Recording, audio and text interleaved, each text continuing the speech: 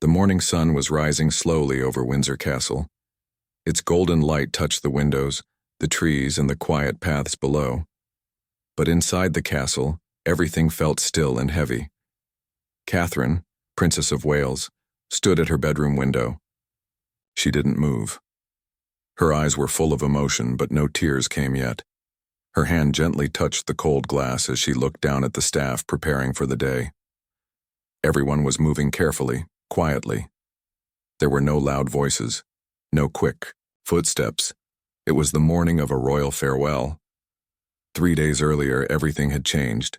Catherine and Prince William were at home in Kensington Palace having dinner with their children. It was a simple evening, just laughter, bedtime routines, and gentle smiles. But at exactly 8:30 p.m., the phone rang. The call was not expected. William answered, his voice steady, but as he listened, his face changed. Catherine knew something was wrong by the look in his eyes. The voice on the other end gave the news that shattered their peaceful world. Someone deeply loved and very close to the royal couple had passed away. That night they sat in silence after the children had gone to bed. Catherine held William's hand tightly, her thumb gently moving across his knuckles. They didn't speak much because the pain was too strong for words. They stayed like that for a long time, two people holding on to each other in the middle of heartbreak. Now, on the morning of the farewell, the castle was full of quiet activity. People dressed in black walked softly down the halls. Flowers were being arranged with great care. Security teams moved calmly but quickly. Everything was planned, every detail checked again and again. But inside their room, Catherine and William were not just royals. They were husband and wife, grieving parents, and children who had lost someone dear. William stepped out of the dressing room. His navy uniform was perfectly pressed, each button shining, but his eyes looked tired, full of sadness. He didn't say a word. Catherine turned from the window and walked toward him. She reached up and gently fixed the collar of his uniform. Then she smoothed an invisible wrinkle on his jacket. That small moment between them was full of meaning. It showed how close they were, how they always helped each other, especially during the hardest moments. William looked at her and their eyes met. His hand found hers. For a few seconds they just stood there, hand in hand, in the quiet morning light. They knew that outside their room, the world was waiting. There would be cameras, reporters, and thousands of eyes watching them. Their private pain would become public. But in this moment, they were simply two people, finding strength in each other. Down the hallway, their children were getting ready. George, Charlotte, and Louis were too young to understand everything, but they knew today was not like any other day. They had been told in simple words that someone very special was gone. Catherine had explained it gently, kneeling down to their level and holding their small hands. George tried to be brave. Charlotte stayed close to her mother. Little Louis looked confused, but he held on to his toy bear, the one he always took, to bed. Catherine's mother, Carol Middleton, had arrived early that morning. She brought warmth and calm with her. She read to the children, helped them dress, and made sure they felt safe. Her voice was soft, her hugs long. For Catherine, her mother's presence was a quiet blessing. It reminded her of the strength found in family. As the hour moved forward, William and Catherine prepared themselves. In a small sitting room, they sat down for a light breakfast. Neither of them ate much. The food stayed untouched. They spoke softly, not about duties or schedules, but about memories, about the one they had lost. Catherine recalled the last time they had laughed together. William remembered a quiet walk they once shared. These memories were now treasures, and they held them close. Upstairs, Catherine dressed carefully. Her black morning dress was simple, elegant, and full of meaning. Every piece of her outfit had been chosen with care. The necklace she wore had belonged to the one they were saying goodbye to. Her earrings were a quiet tribute. Her hair was pinned neatly. Her face was calm, but her eyes told the truth. Today would be hard. In another room, William practiced his speech. He read the words aloud, changing a few, then reading again. His voice cracked once and he stopped. He stared out the window for a moment. Then he began again. He had to be strong, not just for the world, but for his family. Soon, friends and close family started arriving. They gathered in small rooms, hugging, whispering, crying. There was no laughter now, only memories and shared silence. Some people cried openly, others sat quietly, their eyes fixed on the floor. But all of them were there for the same reason: to honor someone they loved and to support William and Catherine. The palace staff moved through the corridors with grace and respect. Every flower placed, every schedule checked, every corner polished. The castle was preparing not just for a royal event, but for a sacred goodbye. Back in their room, William and Catherine stood near the door. Their hands were joined. They knew that when they stepped outside, everything would change. The world would see their grief, the cameras would follow every step. But right now, in this moment, they were still alone. Still human. William looked at Catherine once more. She gave him a small nod, the kind that says, "I'm with you." And with that, they opened the door. Their royal journey for the day had begun, but their personal journey through grief had already started the moment that phone rang. They were ready, not because they felt strong, but because they had each other. And sometimes, love is the only strength you need. The black Bentley slowly moved through the streets of London. It was no ordinary drive. This was a royal farewell, and the world was watching. The car carried Prince William and Princess Catherine as they headed toward Westminster Abbey. The city outside was quiet, but heavy with emotion. On both sides of the road, thousands of people had gathered. Some stood with flowers. Others held photographs. Most were silent, holding back tears. Inside the car, Catherine sat beside William. Her posture was straight, calm. Her hand rested gently on his arm. She could feel his tension, even in silence. William was trying to stay strong, but she knew his heart was breaking. They had faced hard times before, public duties, personal pressure. But this grief was different. It was deep, it was raw, and it was personal. William's eyes looked out the window. He saw people of every age. Young children held handmade cards. Elderly couples stood side by side, wiping tears from their cheeks. Some saluted. Others simply placed their hands over their hearts. Everyone understood the importance of this day. It was not just a royal event. It was a moment of shared loss. The people weren't just watching, they were grieving with them. Catherine noticed a small boy. Near the crowd barrier, he held up a drawing of a garden and flowers with the words, "Thank you for your love." That image stayed with her.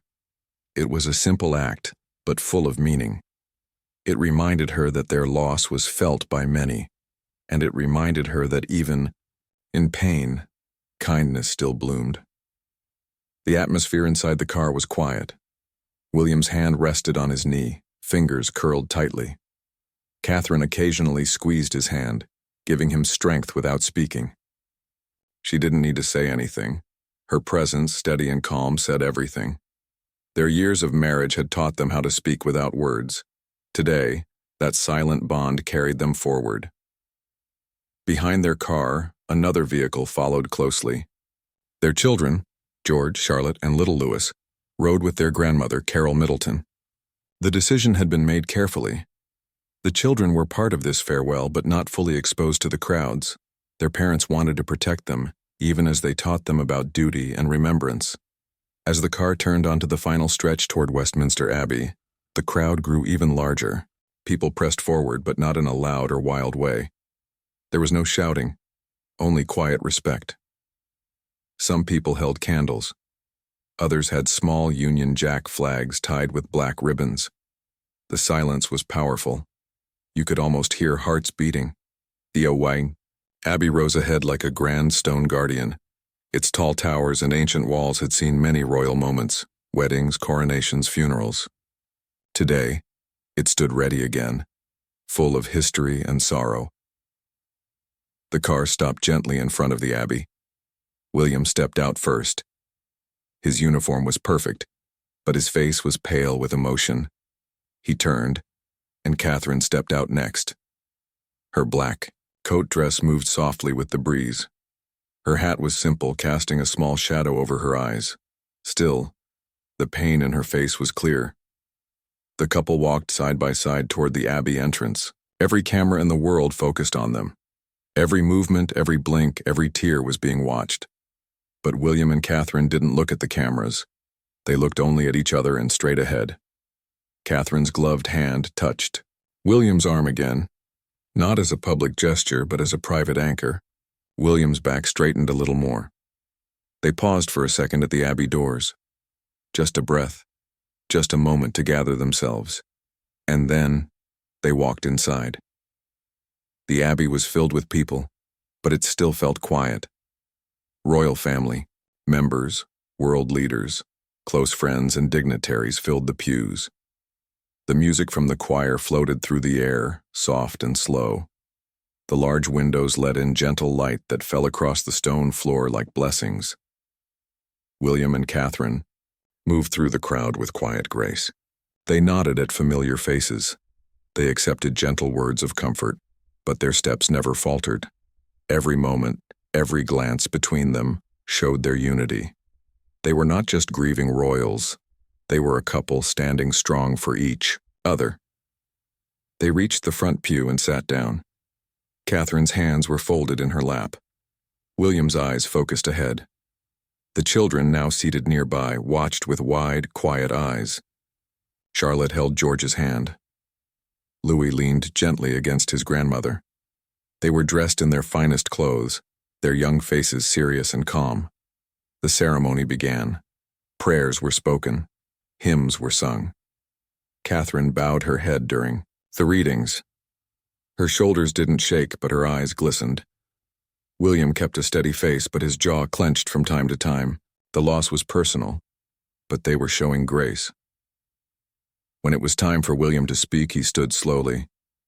The room became still. Catherine watched him carefully. Her gaze didn't leave his face. Her presence gave him strength as he walked up to the podium. He began with simple words. Words about love, about loss, about memories. His voice shook only once. Then it grew stronger. His message was not just about who they had lost, but about how love carries on. About duty, about family, about faith. The audience listened with full hearts, and when he finished, there were tears in many eyes. William returned to his seat. Catherine reached for his hand and held it tightly. No one could see the pressure of their fingers meeting, but it was enough. Enough to say, "I'm proud of you." Enough to say, "I'm here." Together they sat through the rest of the service. Together they mourned. And when the final hymn rose into the stone ceiling, they stood once more, side by side, ready to walk the next part of this long, emotional day. They were not just carrying their own grief. They were carrying the sorrow of a nation, and they were doing it together. The final hymn ended. The last prayer echoed through the walls of Westminster Abbey. Then there was silence. Not the kind that feels empty, but the kind that holds emotion too deep for words. Catherine stood up slowly. Her hands were calm, but her heart beat fast. Beside her, William rose to his feet. Their faces were serious, their expressions composed, but their eyes held a heavy sadness. Together they stepped into the light outside the Abbey where thousands waited. The air outside felt different. The sun was high now, soft and warm, but the atmosphere was still heavy. The crowd had grown larger. People lined the entire procession route. Some had been standing for hours. Many held flowers. Others had their phones lowered out of respect. Faces were quiet. Eyes were red. This was not a celebration. It was a farewell. William and Catherine walked slowly behind the royal guards. Their steps were measured and in sync, like a quiet rhythm of support. Each movement held purpose. Each footstep was a mark of love. The long black car that had brought them here earlier now moved ahead of them, carrying the memory of someone they had loved deeply. They followed it not as future king and queen, but as grieving family. The sound of their footsteps was the only noise for a long time. Then, from a distance, came the soft music of a cello. A street musician, dressed in black, stood quietly at the corner. He played a slow, sorrowful tune.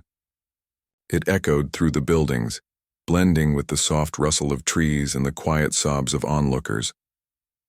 William noticed him. He gave a small nod as he passed. It was a silent thank you. Catherine held her posture with royal grace. But inside, her heart was aching. She looked around at the people. There were children sitting on their parents' shoulders trying to understand what was happening. There were old veterans standing straight, saluting with respect. Some whispered prayers. Others simply bowed their heads. The grief was everywhere. But so was love. As they walked, Catherine saw a woman in the crowd holding a bouquet of wildflowers. The woman's hands trembled as she reached out slightly. Catherine didn't stop, but her eyes met the woman's. That simple moment, a connection between two strangers, meant more than words. It reminded Catherine that they were not alone. The whole country, maybe even the whole world, was mourning with them. Behind William and Catherine, their children followed in a separate car. George sat quietly beside Charlotte, both dressed in their solemn best. Little Louis leaned against Carol Middleton, who held his hand gently. The children had been brave all day. They were young, but they understood enough to know this day was special. They were not just saying goodbye to someone they loved. They were learning how to carry pain with grace. As the procession moved past familiar buildings, historic places filled with memories, William felt something shift. Every landmark they passed held a piece of his past. He remembered family walks, royal events, moments of laughter. Now those same streets were lined with sorrow.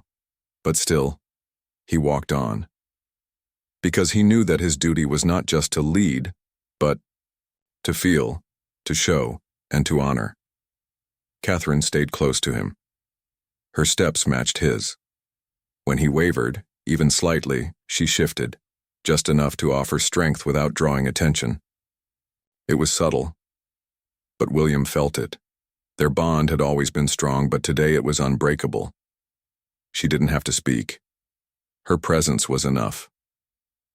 From the crowd, voices slowly began to rise, not in shouting, but in song. A group had started a soft hymn. Others joined in. Their voices blended into something beautiful and haunting. The words floated through the air like prayer. Catherine turned slightly, listening. Her eyes shimmered.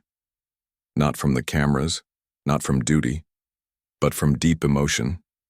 Military personnel lined parts of the route, standing in crisp uniforms.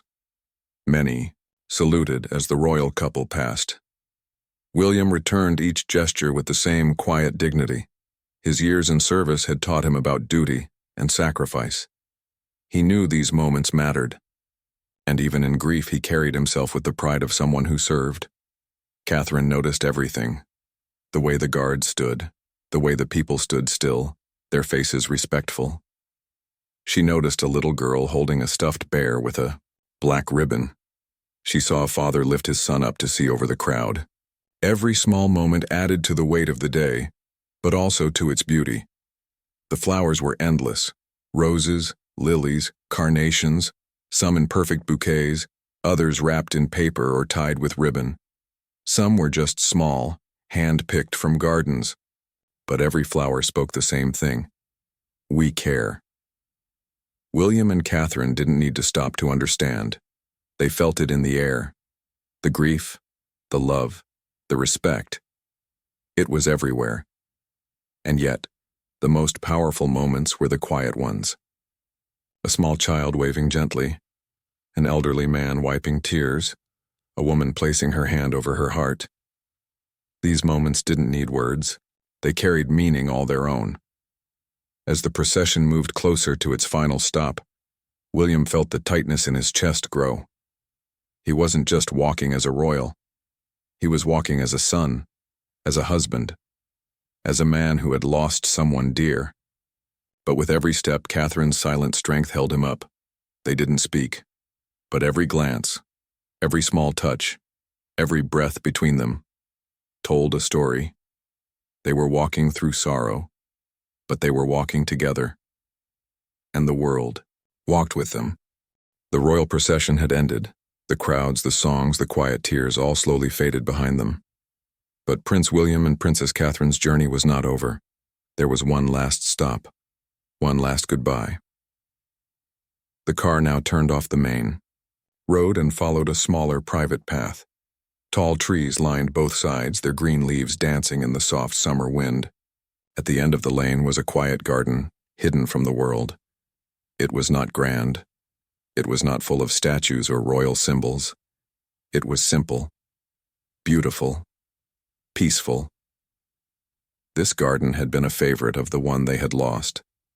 The flowers had been carefully chosen, the benches placed with thought, and the paths curved gently between the trees and lavender. It was a place of comfort, of stillness, of love. William stepped out of the car first. His movements were slower now, his body tired, from grief and duty. Catherine followed. Her face was pale but calm.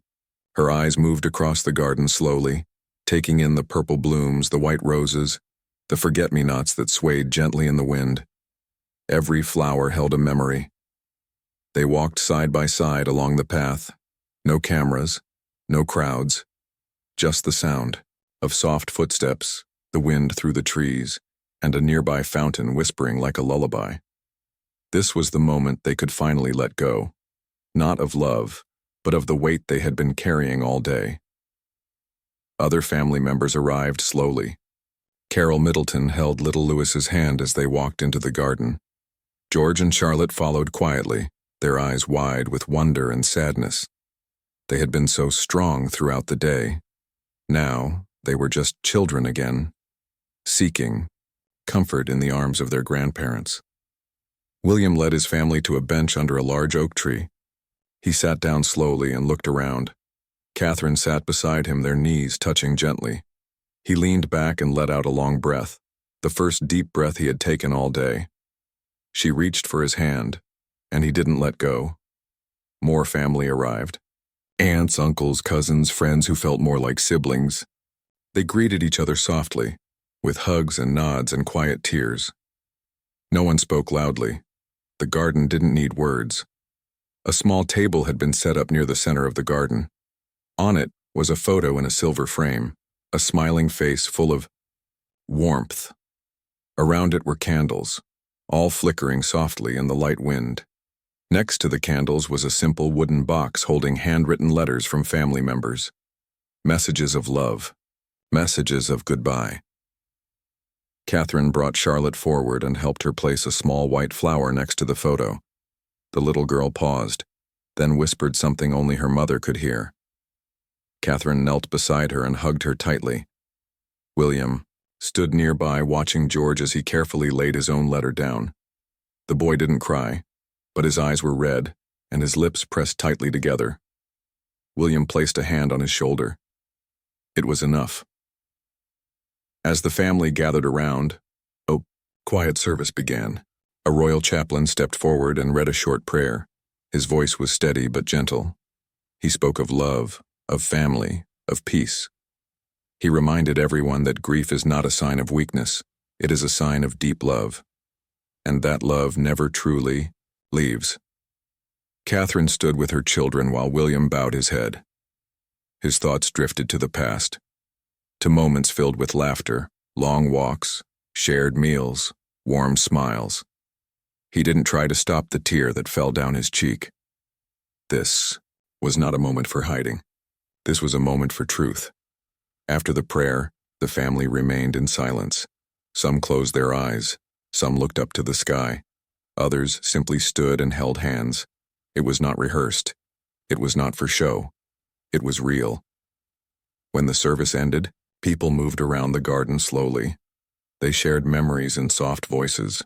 They sat on benches. Some walked quietly alone through the flowers, remembering. William sat with Catherine once more. He looked at her, and for the first time that day, he smiled, just a little. She returned the smile with gentle eyes. Their hands still held each other tightly. Then Catherine looked over at their children. Louis had found a butterfly and was pointing to it with joy. Charlotte was arranging small petals on a bench. George sat with his grandmother, speaking softly. The scene was simple, but it meant everything. Life, even in loss, was still beautiful. The garden, full of love and memory, had given them what the long day of ceremonies could not: a moment to breathe, to feel, to be. William stood once more and walked toward the small fountain in the center of the garden. Catherine joined him and the children followed. The family stood together again, just as they had that morning. But this time, the weight felt lighter. The pain was still there, but now it had space. Space to be felt, to be shared, to begin, to heal. They didn't need speeches now. They didn't need cameras. All they needed was each other.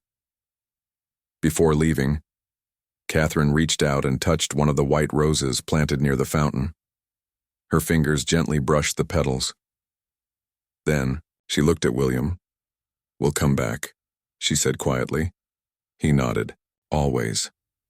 And with that, the family began their walk back along the garden path.